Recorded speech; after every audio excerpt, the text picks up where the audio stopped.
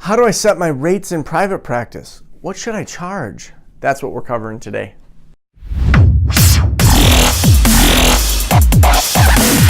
You ever wonder how to set your rates? Like where to even start?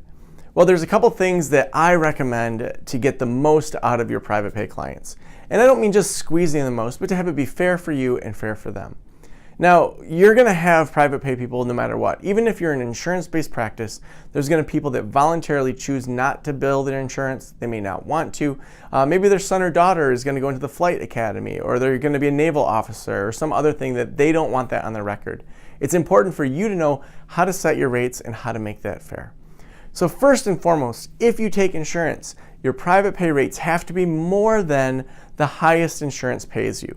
Oftentimes insurances can come back around and collect that difference. So if your highest paying insurance, say it's Blue Cross, and they pay $110 per session, you need to charge at least $111 per session. I would actually have a bigger wiggle room than that, just to give yourself that wiggle room if they raise their rates. Also, we're going to want to make sure that we look at the local market. Go on to Psychology Today. Look and see what people are charging. When I first started mental wellness counseling, there were no panels that were open. I didn't even realize private pay was a thing, but I thought, you know what? I can't get into panels. I'm just going to charge people what I think it's worth. I looked around, the average private pay was around $70 per session. I'm sorry, no, it was $80 per session, but I charged $70 per session. So I thought I'd go $10 under that. Now that actually I think was a mistake, and I learned over time about raising your rates and how to do that. I would actually recommend going about 30% above the average, because you think about if you go out to eat and there's a wine list, and maybe you're not a wine connoisseur, you know you like maybe dry reds, and you ask your server, what are some of the dry reds?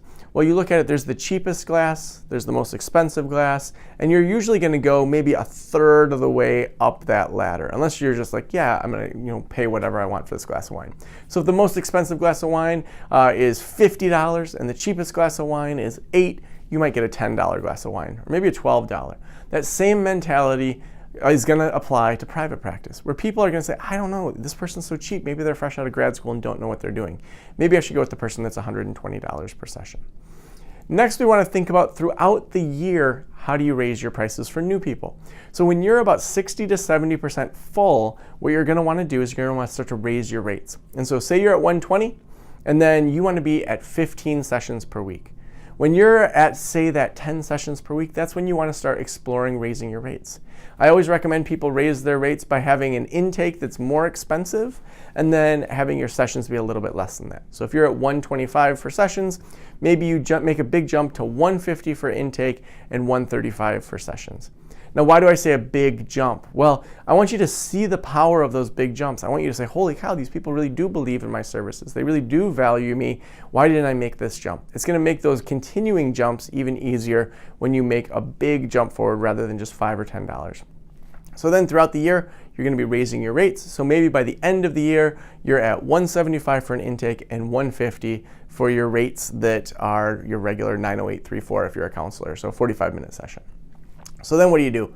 So around October, you're going to send an email to all of your clients, or a regular mail, or however you communicate with your clients. And you're going to let them know, here's what your rate is. Here's what new people are paying right now. I'd like to raise your rates on January 1st to this. Now, you may want to realign everybody to have them all be at the same rate. There may be people that came in at $70 per session, and if you're at 150, that's just too big of a jump. So you may jump them to 110 or something like that.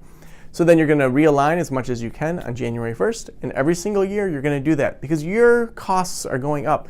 Your rates, what you're paying for consulting, what you're paying for marketing, that's all going up. So you need to be raising your rates as well.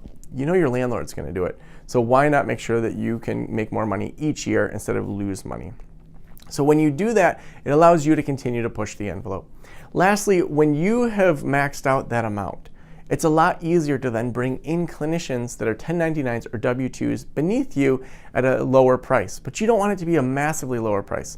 Again, there's that psychology of if someone's at your practice at $70 per session and you're at $195, that looks super weird. They should be like $165 or $145, somewhere close to where you're at, but a little bit lower. So then you can have that handoff much easier.